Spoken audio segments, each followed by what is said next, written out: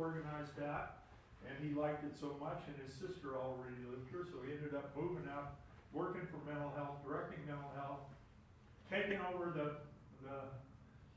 Presbyterian Church, and in this case, along the way, picking up a couple of extra degrees and whatnot.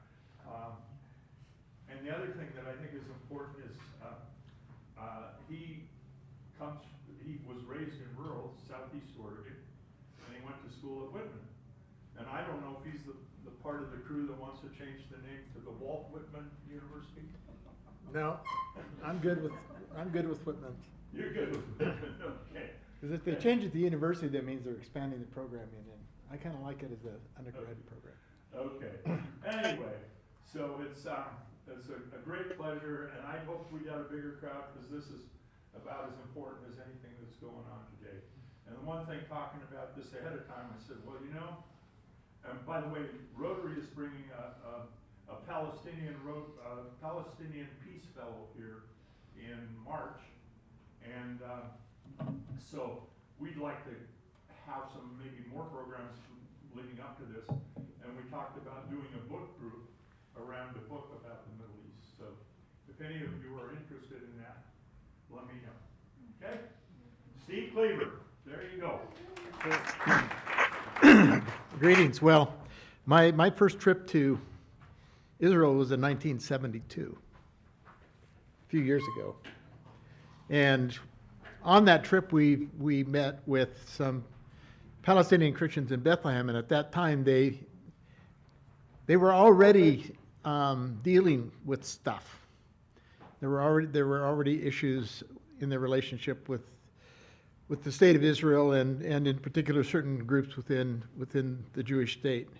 I was back several other times working on archaeological digs during the summer when I was in graduate school at Princeton, and then went with my parents and helped lead a group to Israel back in probably the late 80s, and that's it. I haven't been there for almost 40 years until this trip, and things have changed a lot. So all of you know, I think probably that, Gaza has made everybody aware of the conflict between the issue with Israel and Palestine. It seems like one of those unsolvable problems, and so I thought I'd just take a little while. I could take a lot of while on this, but a little while to talk about kind of how did we get there? Because this is, it's not working. My thing isn't working, Daniel. Somebody want to hit the... That's why we have young people working with us.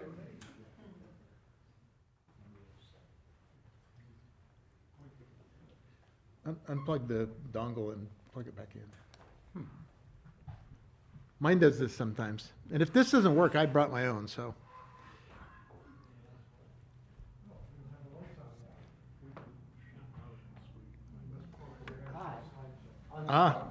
He unplugged it in order to put in a USB drive for a second. Okay, that makes it easier. Okay, here we go. So, other button. Okay, so it's a long story. I guess that's the easiest way to put it. So this is just kind of a brief look at the area we call Israel or Palestine. I call it Palestine. That's my preference. This is a brief look at the history of the area we call Palestine. So we know there was a prehistory going back thousands and thousands of years. We have a long period, what they call a Canaanite period, which lasted quite a while. And all of this was before Israel even came on this. The whole Israeli, Jewish, Israelite thing came into being. And then we have a brief period of time. I want you to notice kind of how brief this period of time is. Oops, wrong button. Laser. Where we had the kingdom of Israel. So this was the period of time that Israel controlled to some degree or another, and there's a lot of argument as to what degree controlled this particular space. We have our myths around how that happened. We have, the story of Joshua and Jericho and the Israelites coming in and taking over the whole country, when in reality, if you talk to those who have been doing archaeological work there, it was probably a very slow process. They probably came in, took over a lot of unoccupied land that nobody else wanted up in the hills, and slowly took control lower and lower down until they finally got down to the cities of the plain, which is about the time that David came along, and then began to assimilate more power within that area. Whether or not the parameters of Israel as they're outlined in the Jewish Bible are the parameters that were actually there, and whether that whole territory was secure is up for question archaeologically. But that didn't last a whole long. We had a whole series of groups that came in and took control of Israel. We had the Babylonian period. We had the Persians who came in after them, then the Greeks, then the Romans. We're familiar with the Roman period because that's the period when Jesus was around. And then after the fall of Jerusalem and the temple in AD 70, the Roman period continued until we get to the Byzantine period. Then we get to a bunch of Arab states, the Crusades, the Ottoman period, British Mandate, all the way up to today. So you can see it's been a very complex history, and honestly, a lot of different people, right, have controlled this space, and that's really an important thing to keep in your head. A lot of people have controlled that space, and the control of that space by the Jewish state or people of Israel is this much out of that entire period of history.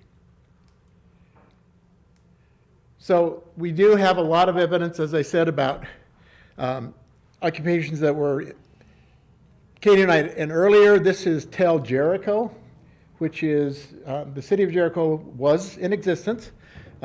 It just wasn't a walled city at the time that Israel took over Israel. And it was a Canaanite city.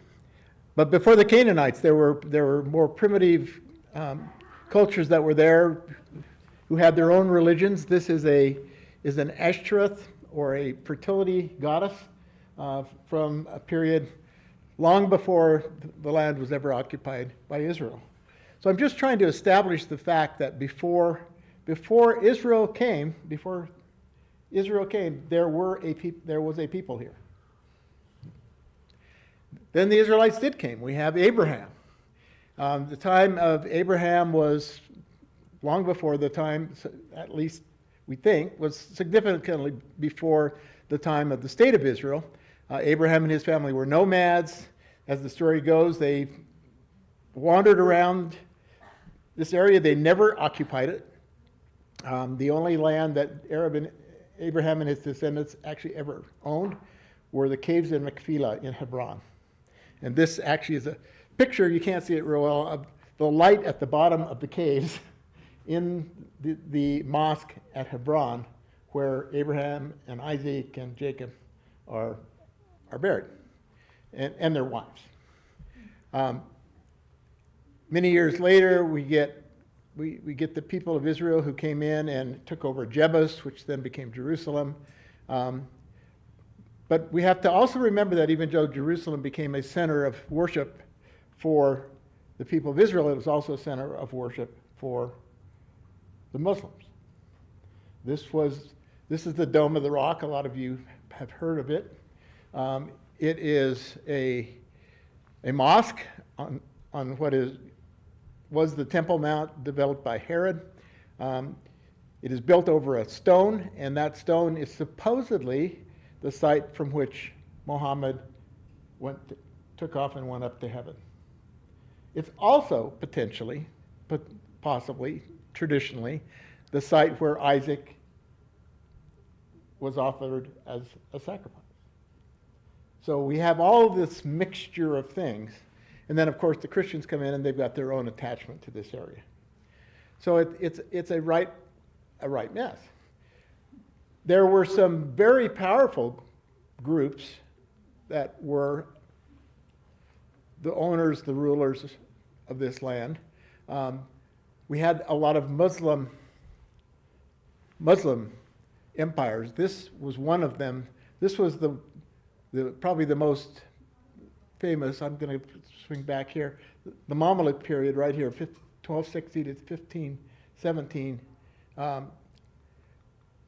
The Mamluk Empire came in. They built this palace, which is called Hashim Palace, which is right outside of Jericho. This is an amazing complex. It's very sophisticated architecture, art, all of that. This empire, anybody know how big this empire was? Which one? Mamluk. No, I don't know how big it was. So it controlled Palestine, controlled probably what was now Syria and Lebanon and Jordan, and it stretched all the way across northern Africa into Spain. So if you want to think this empire, you can think, what's the famous place in Spain? Spanish? The Alhambra, yeah. The Alhambra was built by this empire. So they were the rulers of this space for a long time. Now we get to the more recent history. We have the Ottoman period, which was the late 1800s. This was when we got the very first Jewish colony in Palestine, the first Zionist colony in Palestine. The Zionist movement began to develop in the late 1800s. Theodor Herzl published the thing called the Jewish State. There was a Zionist Congress, a gathering of people who believed in the Zionist concept in Basel, Switzerland. And then we have a lot of things happening in history. One of the first things that happens was the Sykes-Picot Agreement. So this is basically an agreement between France, England, and Russia.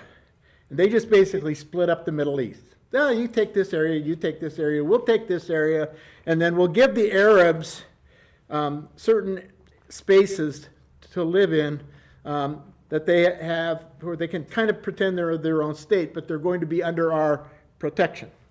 And so in the area that is now Syria, we had an Arab state under French protection. In the area that is now, basically Saudi Arabia, Iraq, Jordan, all of those places, we had a Arab state that was under the British protection. And then we had Palestine itself, which was under British, French, and Russian protection. And then Jerusalem itself was set aside as a special zone that was supposedly never going to be under anybody's control except for the group. World War II hit, lots of stuff started to happen. British Lord Balfour declared support for the establishment at that point, right about World War I time, saying there ought to be a Jewish state. There ought to be a Jewish state.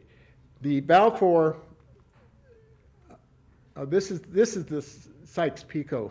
I'd forgotten I stuck this back in here. So as you can see how they split it up, right? Very arbitrary. This had to do with oil. Yeah, maybe. Or that's why the British got it. Yeah. So this is, as you can see, it was pretty much a kind of a crazy. Come on. Oops. So then we get the Balfour Declaration. This is the Balfour Declaration. I have pleasure in conveying to you, on behalf of His Majesty's government, following declaration of sympathy with Jewish Zionist aspirations, which has been submitted to and approved by the Cabinet. Views with favor of the establishment in Palestine of a national home for the Jewish people. We use their best endeavors to facilitate the achievement of this object, it being clearly understood that nothing shall be done which may prejudice the civil and religious rights of existing non-Jewish communities in Palestine or the rights and political status enjoyed by Jews in any other country. Now, that sounds pretty safe, right? They're going to leave them alone. They're going to protect them, except that there are other documents from the same period, from these same people, that basically says that the establishment of the Jewish state takes priority over a bunch of Arabs.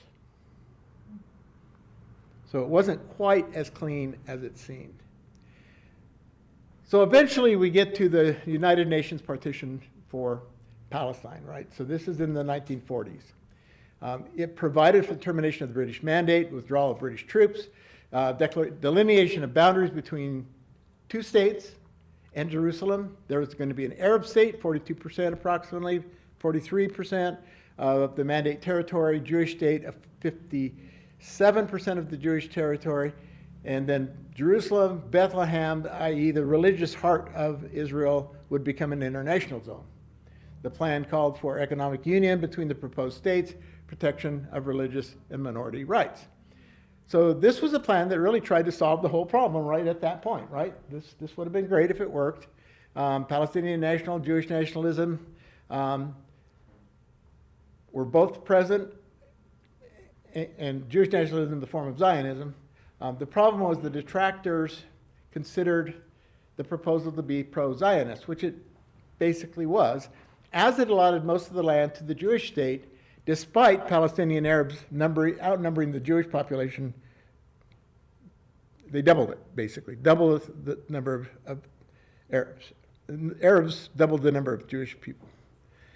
So the Arab Higher Committee, the Arab League, basically rejected the plan, said that this was not something that they were particularly comfortable with. Again, aside from the Arabs forming a two-thirds majority, they actually owned most of the land. So even though they were two-thirds majority in terms of the number of people, they owned way, way more, probably 80% of the land. And there were pretty much nothing was really set out about how the land was going to change hands. And that's where the sticky point came in. So this is the original partition plan. So you can see the blue would have been Israel, the Jewish state. The brown would have been the Palestinian state. Well, it didn't play out. When the partition never happened, Palestinian resistance was there, and so a civil war broke out. And at the end of that civil war, the Jewish people had put together a very efficient militia, basically, military, Haganah, and they were good. And by the time the civil war ended, we had Israel owning 78% of the land and the Palestinians owning 22% of the land. That's a huge, huge shift. And then what occurred was called the Nakba, the Palestinian Exodus. So what happened here is you had Jewish state taking over all this land, bringing in Jewish people to fill that land.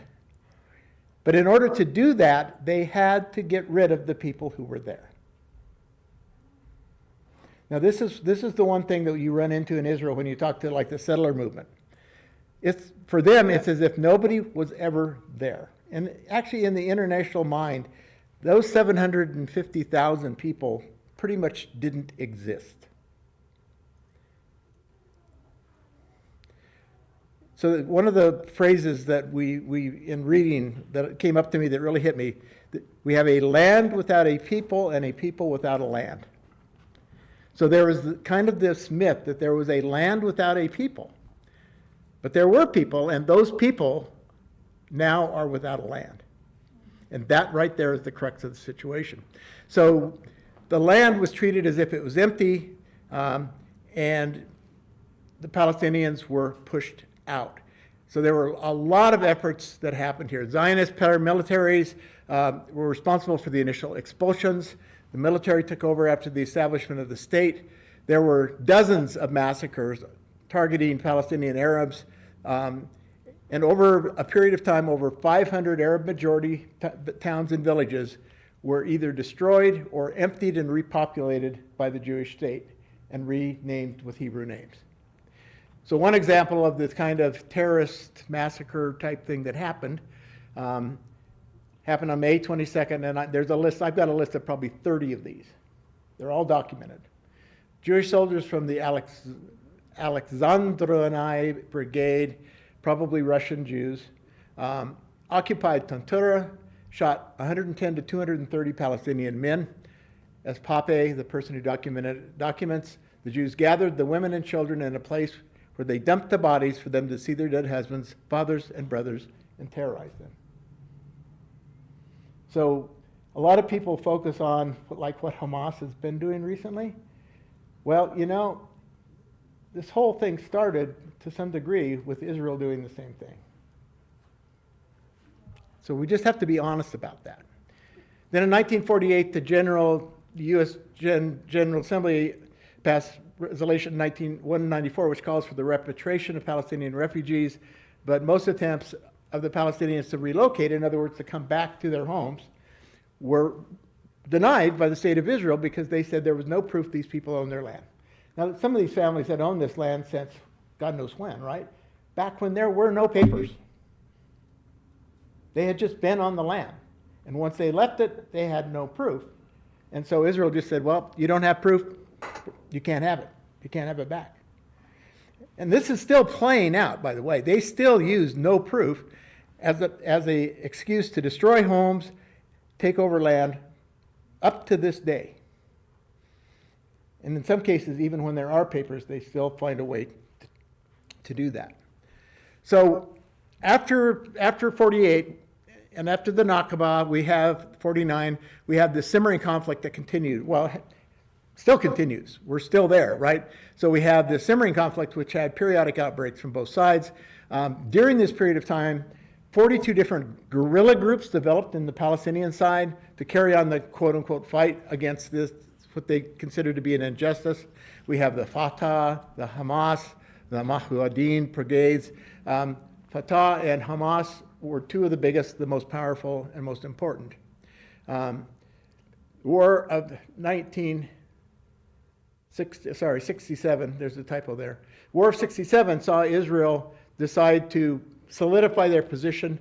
There was an attack. They defeated the various Arab nations that were still involved in the area, which was primarily Jordan and Egypt, and took total control of the area. The world, meanwhile, the UN and other groups continued to make accords. We had the Oslo Accord. We had the UN declaration that we had earlier. All of those were made. Nothing happened. None of those were ever implemented. They were just put out there. Never happened. We had the first and second intifadas. The intifada is a word that basically means shake off.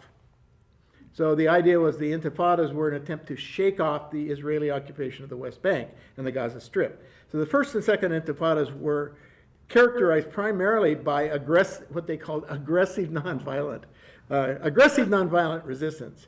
So we had general strikes, protests, economic boycotts, riots. We had the pictures of the young Palestinians throwing rocks, all of that kind of stuff. Those were Molotov cocktails, throwing things at the Israeli army and the infrastructure in the West Bank and Gaza.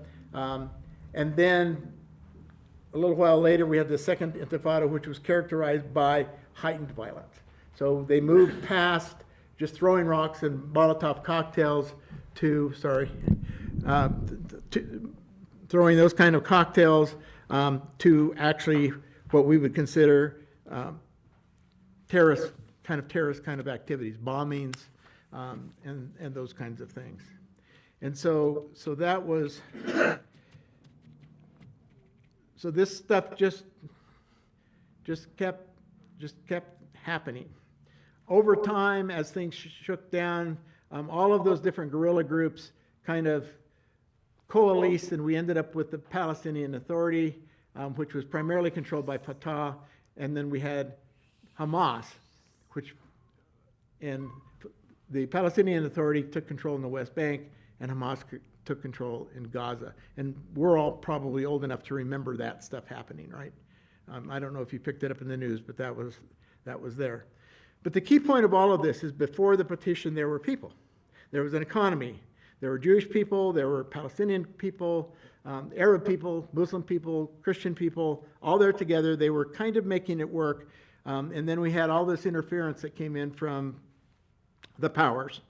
And things happened that created a situation where people were simply not very safe or comfortable.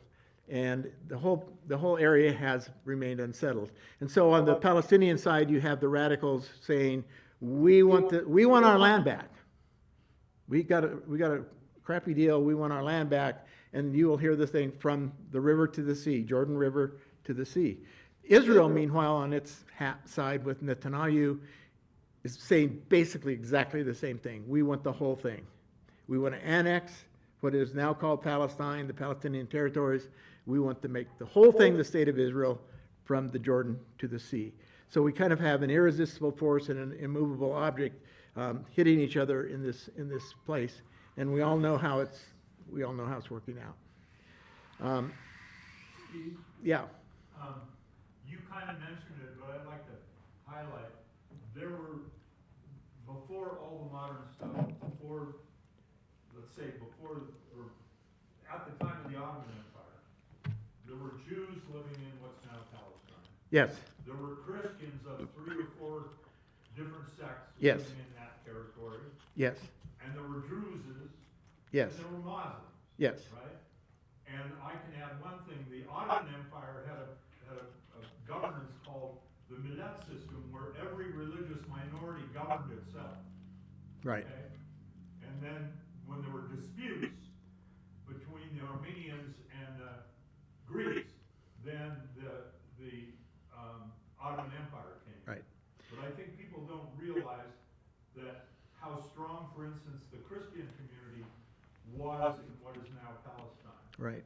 And a lot of people think that if at the point that they tried to do all of this, they had just simply said, we're going to create a state called Palestine. It's going to be a place for Jewish people to come to, but it's also going to be a place where the Palestinian people live. It's also going to be a place where there's Christians. We're going to have a one-state solution here, and we're going to find a way to have justice and equity between those groups. I think it would have been a whole different ballgame. Instead, we end up with this. We're going to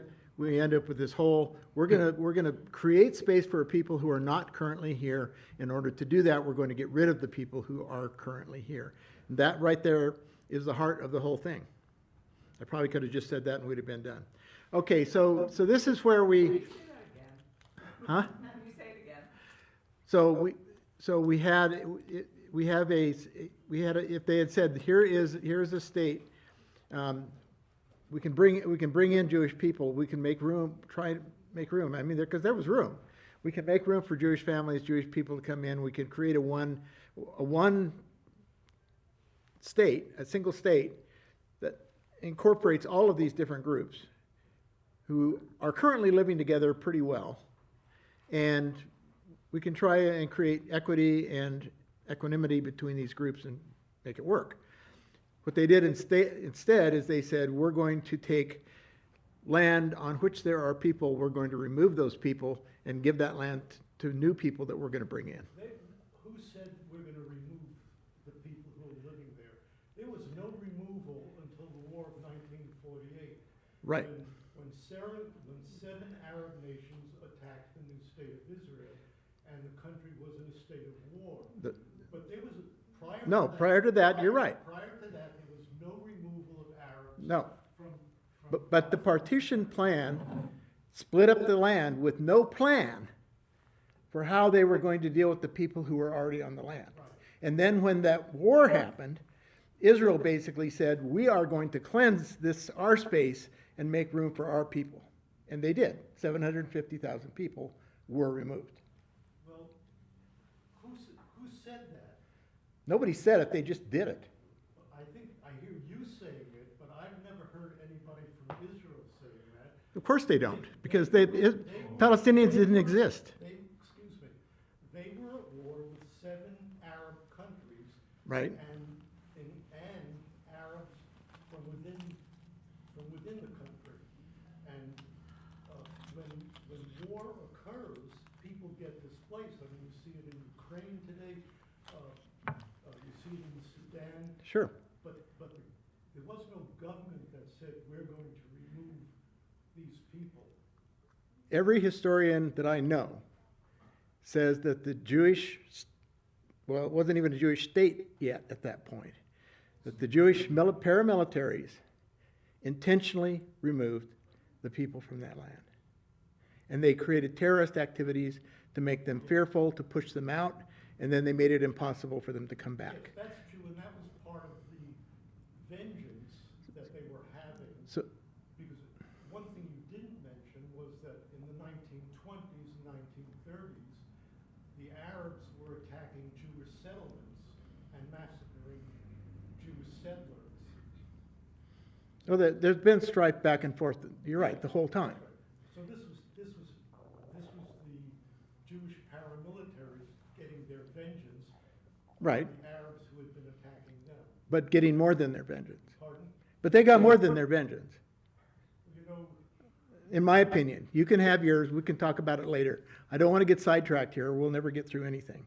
Because we need to look at what's happening now. So we can argue about all of that. Anytime I talk with an American about, it's always yes, but, yes, but, yes, but, yes, but. Because the Americans have trouble making the Jewish state the bad guys. We do. We have trouble with that. And they're not totally the bad guys. I mean, Hamas. I'm sorry, but some of your statistics are inaccurate. I mean, you said that the British mandate ended. You need to remember that the British mandate included Transjordan as well Yes. as what today is Palestine. Yes. So So we're just talking about the Palestinians well, you part. said that the amount of land that the Arabs would get. Transjordan was created, Jordan was created unilaterally by Britain with no authority whatsoever. Right. And so you're not counting any of that land as part of the mandate. No, I'm not counting that as part of the land. I'm counting Palestine. I'm counting river to the sea. Did you see the map? That was the UN partition plan. That's the plan.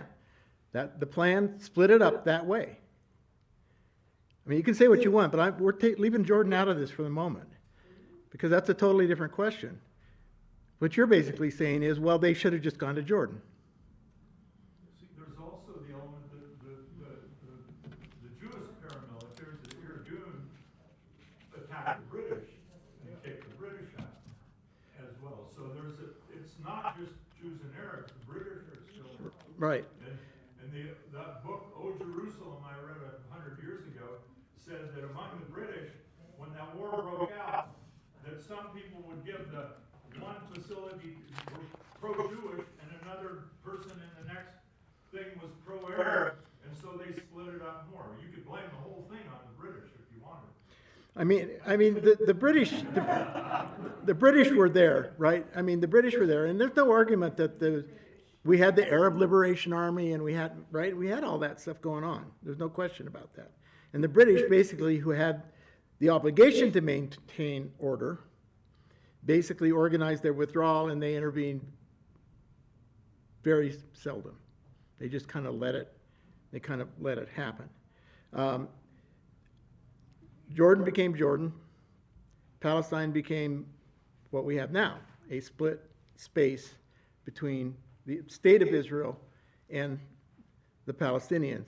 And in the war of in that war of 67, the independence of that space that was occupied by the Palestinians, that independence kind of was lost, basically, because the Israeli government basically took control of that whole space.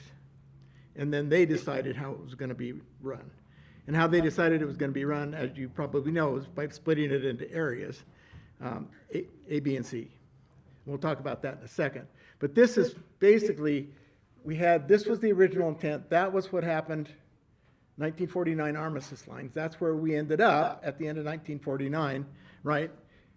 And you're right. It happened. The two groups had their clashes. One group won, one group lost. That's where we ended up. The problem is that a majority of the land, which you see as white, had been owned by people who were Palestinians. And the question is, what happened to those people? I think the original intent, as you saw from the Balfour statement, was that those people would stay on their land. Somehow they would all make it work. What happened instead is they got pushed off. And there's plenty of evidence that the Israelis came in and did that. They pushed them off. Intentionally created an impossible situation. They terrorized them. They killed a lot of them. And so, yeah, they did flee. And then when they tried to come back, as we've said, the reparation process, which was established by outside people, didn't work because there was the proof of ownership was not there. And then we have the War of 67, and the areas that were controlled. Now, Gaza was controlled by who? And people remember? Egypt, right? And West Bank was controlled by Jordan. The Jordan army was in Gaza. They're the ones that got beat. Golan Heights, Syria. So we had three different countries. So Israel came in and basically pushed their boundaries to include all of these spaces, and then took control over the Palestinian areas. They did not dissolve them. They kept them, but they controlled them. And you have Area A, Area B, and Area C. So Area A, just talking about the West Bank, Area A is 18%. The Palestinian Authority controls those spaces, including the policing. Okay, so that's 18%. Area B, which is about 21%, Palestinian Authority controls supposedly the economy, the education, the health, but the security is controlled by Israel.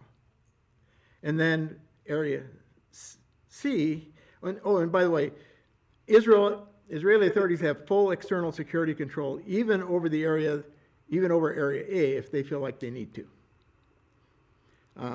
And sometimes they do need to, right? They've gone into those areas because there have been things happening that needed to be dealt with. So we have about 2.8 million Palestinians in areas A and B. And then Area C, which is the largest section, which is about 60% of the territory, is under total Israeli control. And the Israelis basically ended up creating these spaces, and they kind of do what they want with Area C. It's an interesting story. But basically, the effect of this, if you look at that map, look at the blue and the purple and the dark. Those green and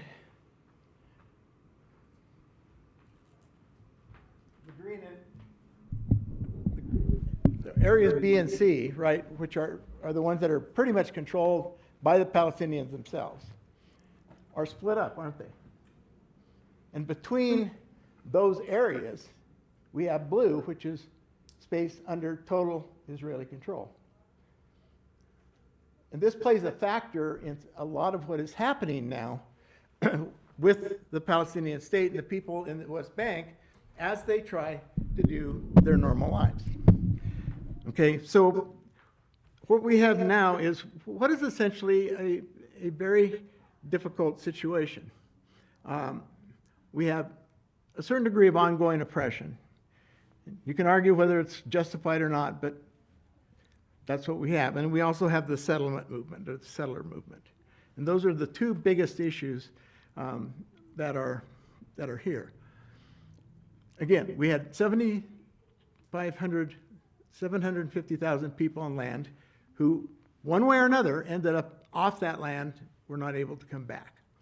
The Palestinians feel, and I tend to agree, that it was a fundamental injustice because they were treated as if they did not exist, and even now they are treated as if they don't exist. When you talk to a Jewish settler, which we did, we asked him, what about the Palestinians? He said, there's no Palestinians. There's no such thing as a Palestinian. There was never such a thing as Palestine. That's the line that they've taken.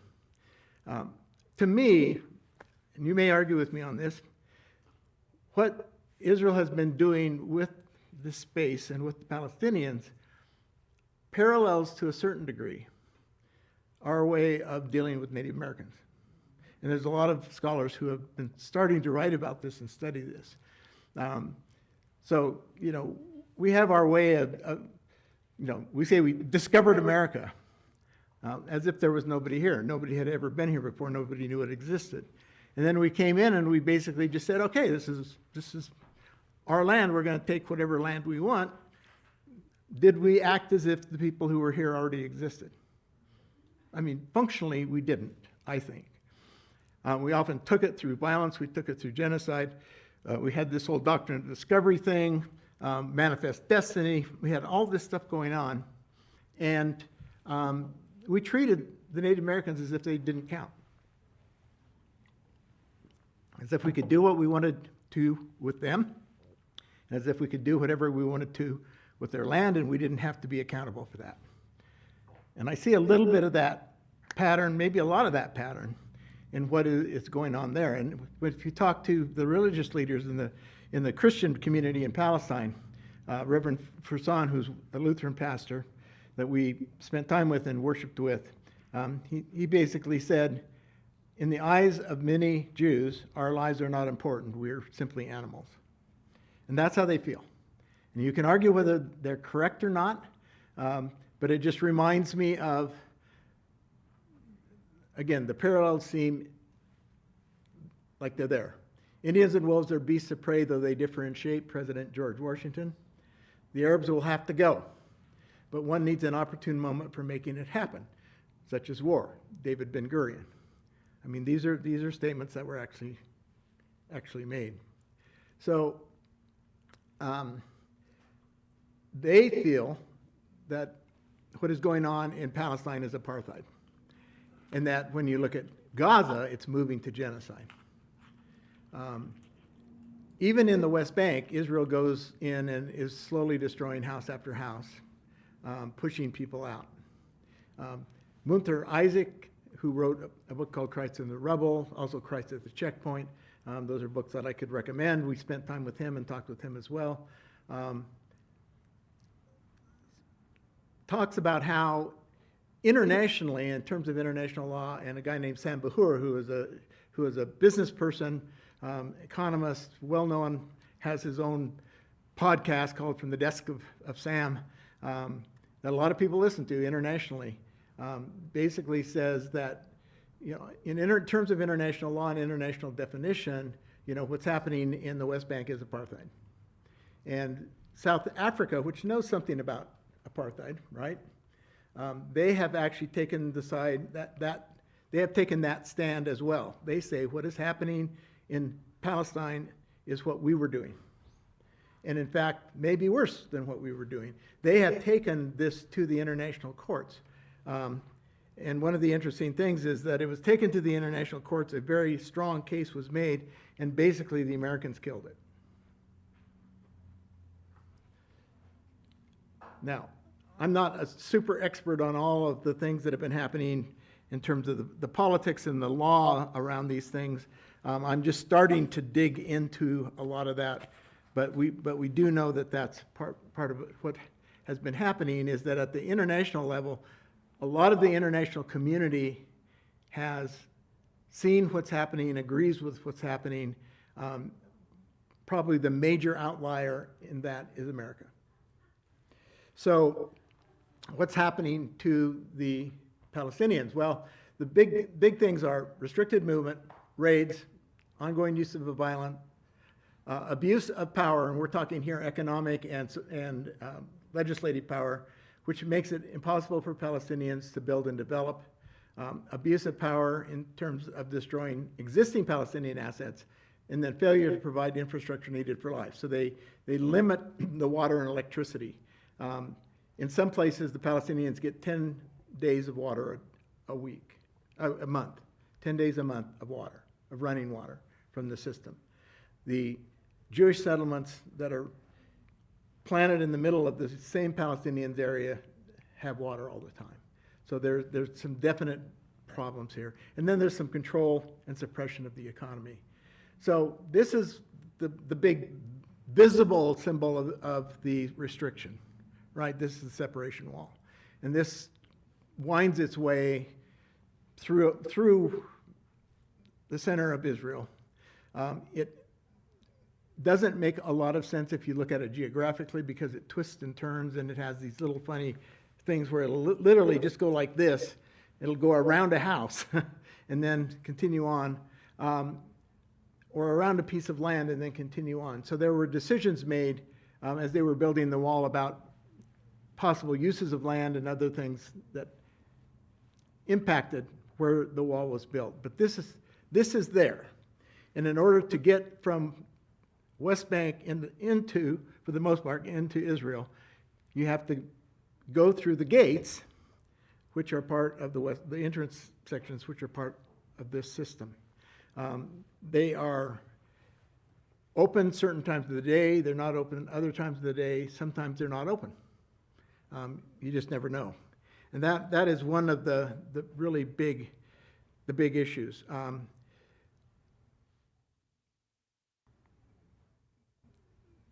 Another issue is the roads.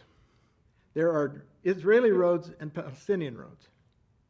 The Israeli roads you can drive on if you have a yellow license plate. The Palestinian roads you drive on if you have a blue license plate.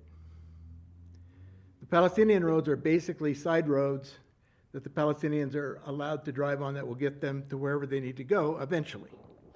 The Jewish roads, for the most part, are newer roads. Many of them are freeways.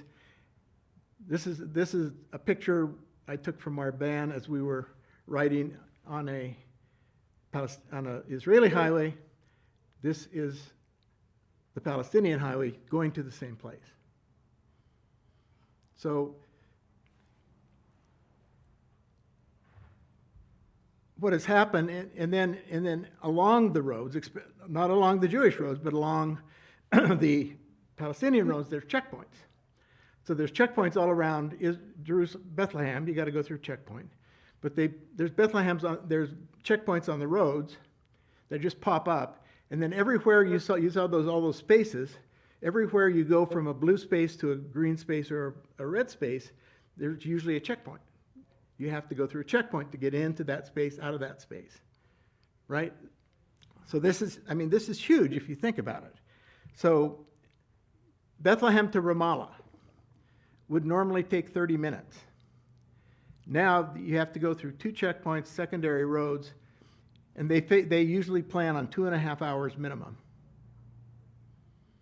And the checkpoints can get closed without warning. So there's a lot of restriction of movement. And there's huge implications to this restriction. And of course, this has gotten really bad after October 7th. We understand the limitations, right, that were put in place after October 7th, but they have not been lifted. And so what we have now is we have Palestinians who, unless they have basically an Israeli passport, or there's some really outstanding reason that they can get a permit to go into Israeli territory, the Palestinians cannot go through that separation wall into, let's say, Jerusalem. Well, a majority of the men in Bethlehem worked in Jerusalem. They can't go to their jobs. They've lost their jobs. Meanwhile, because of all this stuff, there's no tourists, right? And so there's no tourist income. So right now, they think Bethlehem probably has 20% of its normal economy. And that's been going on for a couple of years. And the question is, how long can they last, right, under that situation? It's a very difficult situation. Our guide was so a lot of people are just leaving. They're coming to the United States, they're going to Britain, they're going to other places, but they're the ones that can afford it. Most can't. Our guide was an Arab Israeli, and that's even the settlers will say, yes, there are Arab Israelis. There's no Palestinians, but there are Arab Israelis. He's an Arab Israeli. He has an Israeli passport. He has a yellow license plate on his van, so we could go anywhere we wanted. But his wife is Palestinian. She has a Palestinian passport, or actually it's not a Palestinian passport, it's a Palestinian Authority passport. And she can't go to Jerusalem. She can't go through the wall. She can't go with him when he goes to places on the other side of the wall. He has to have a house on the other side of the wall. So he has a house in Bethlehem for his family and a house in Jerusalem to keep his Israeli citizenship, because if he doesn't have a house, he loses his citizenship. So the citizenship is tied to the land for the Palestinians, for the non-Jewish people.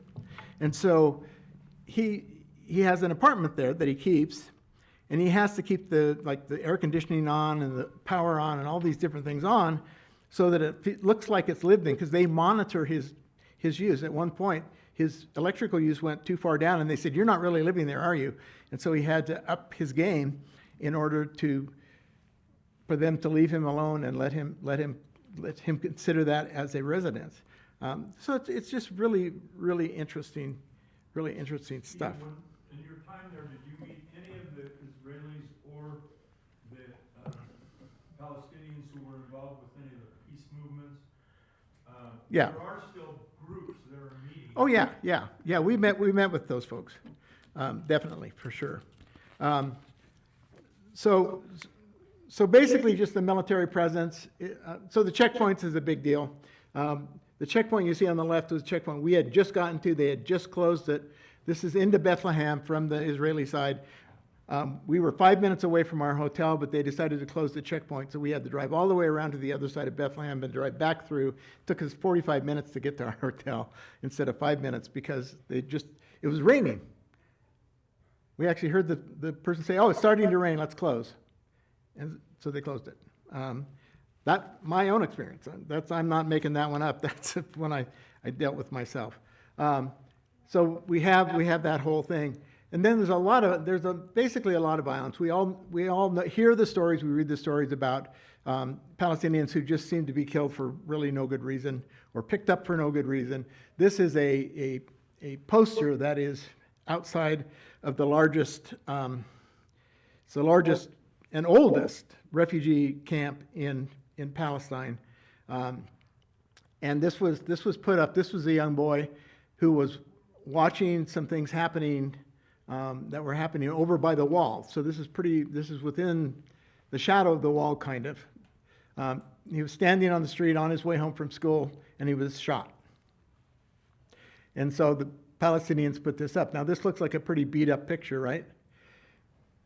Now, this, I do not know whether it's true. This is the narrative you get from the people in the camp. The reason that picture is tattered and beaten up the way that it is because periodically an Israeli soldier will walk by it and shoot a burst of bullets at it. Now, I do not know whether that's true, but that's the story that they tell. So there is quite a bit of that kind of stuff happening. There's a lot of detainments, and this is really impacting the people, the young people.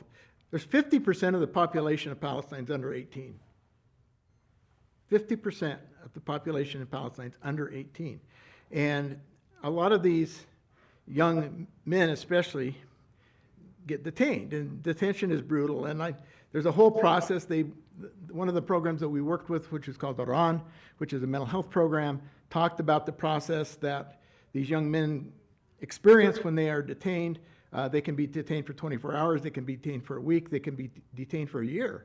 And they have, some of them end up in prison, and they end up with this macho mentality. You know, Israel has tried to make me fear them, I've stood up against them, I'm powerful, I need to be a big, strong man, I need to not cry. Now, these are 16, 17, 18-year-olds, right? And so after a month in prison, they come out and everybody gushes over them. Oh, wow, good for you. You beat the system. And it builds the violence, right? It sustains the violence because now you have this young man whose identity is now wrapped up in being a resistor, potentially a violent resistor against the Israelis.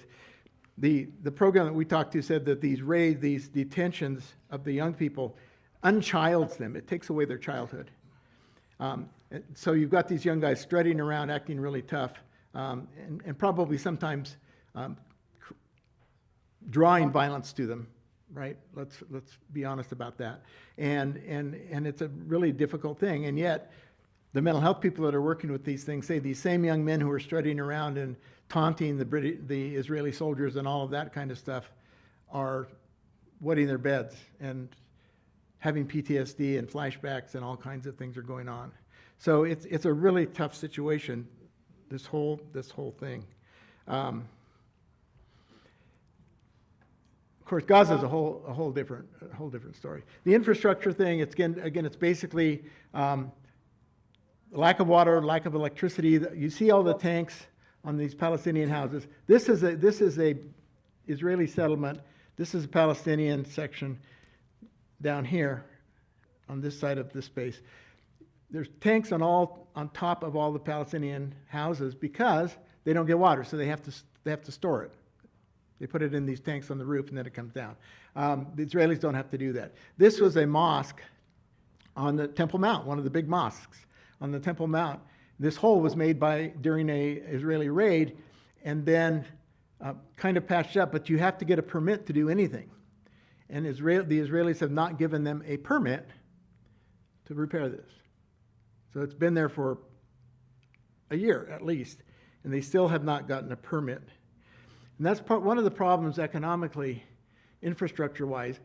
When Palestinians want to build on their land, they have to get a permit from the Jewish state. A Jewish person, an Israeli person, will get a permit within 2 weeks. It can take 2 years or more for a Palestinian to get the same permit. So they're sitting on this land, they want to build a house, they can't build a house because they have no permit. A lot of times they finally run out of patience, they build the house anyway. Then because they don't have a permit, the Israeli people come in and tear the house down. And this happens over and over again.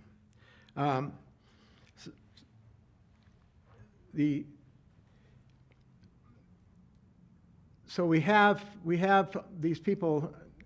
This is Aida, which is the largest and oldest camp. You see the key. I just wanted to show the key here. This key symbolizes the keys of the homes of the Palestinians who lost their homes. And they have this whole concept of someday, and this is we will return. So when you ask them where they're from, they don't say we're from Aida. They say we're from this town or this town or this town or this town or this town. They still have retained their community identity, and their intent is to somehow, eventually, hopefully, get back to their town. Now, these are not towns over in Israel. These are not towns outside of the West Bank. These are towns within the West Bank from which they have been removed.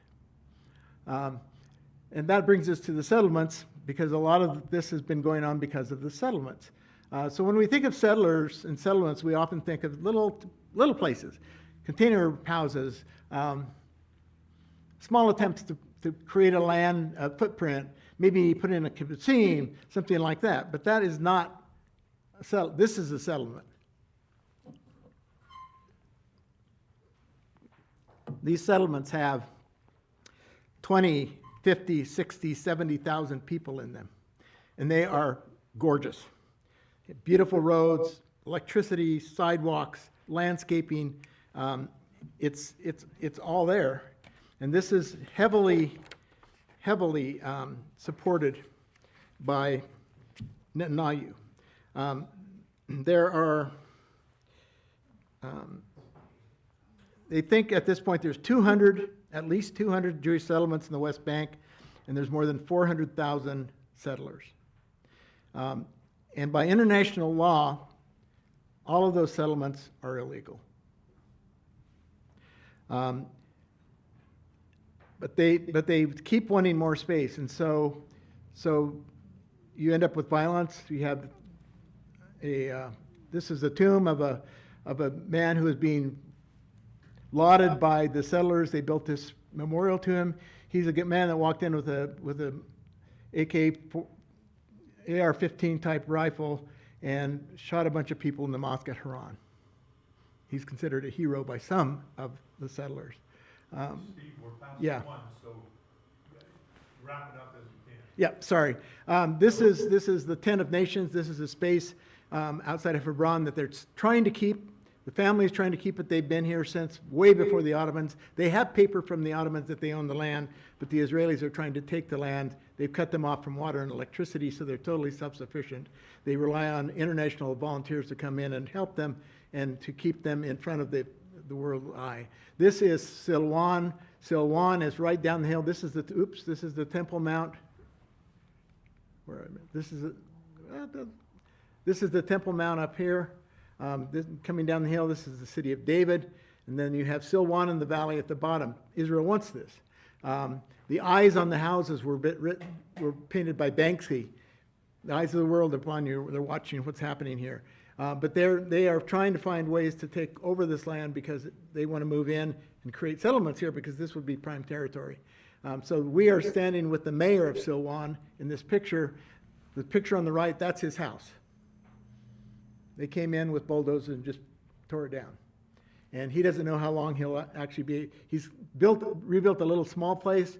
He doesn't know how long that will stay standing and whether he will still be there like the next time some of us come back. So this is happening a lot. It's a very difficult situation. They just come in and destroy. So it's a beautiful country. This is Bethlehem. It's really hurting. That picture on the right is a Bethlehem marketplace area that's completely empty. Some of the streets are open, but most of the streets are closed because there's no tourists. This is Hebron. You can see that this is the marketplace. This would normally be full of people. It's not. There are a lot of groups. This woman is one of the groups, WEOM. She's a volunteer from England. And a lot of groups trying to help.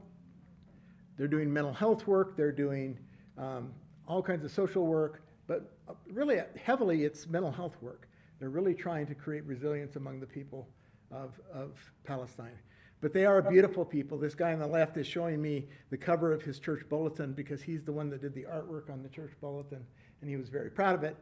The older man on the right is a priest who was an engineer who took over a site that had been abandoned, finished building the church, does mosaics and paintings. He is just an amazing character. This is at what is called Jacob's Well. There's all kinds of things going on, but it is a place that is really struggling. We have the Christ in the rubble. Some of you saw this last Christmas. This is the church, the Christmas church in Bethlehem, which is a Lutheran church. Reverend Munther Isaac. The thing on the right is a painting by Banksy in his hotel, which is called the Walled In Hotel, which is right in the shadow of the wall. And if you can look at that picture carefully, it is a picture of 3 drones flying over, Jesus looking up on them, and Jesus has a laser red point in his forehead. Pretty powerful kinds of stuff that are there. And then, of course, we have Gaza. And this was a slide that came up from one of our people. This was something that came from one of his family just shortly before our conversation. So this is the other side of that. Gaza is a whole different issue than the West Bank. So anyway, I think they deserve a land. I think they deserve to be helped and supported. I'm not saying, that Israel's all wrong. But one of the things that the people that we talked to said is that we Americans are always trying to be fair. And so when we start talking about what's happening to them, we spend 15 minutes saying, this doesn't mean, this doesn't mean, this doesn't mean, this doesn't mean, this doesn't mean. And by the time we finally say, it's too bad what's happening to you, we have diluted our advocacy for them to the point that it hardly matters. So anyway, that's it. Thank you, Steve.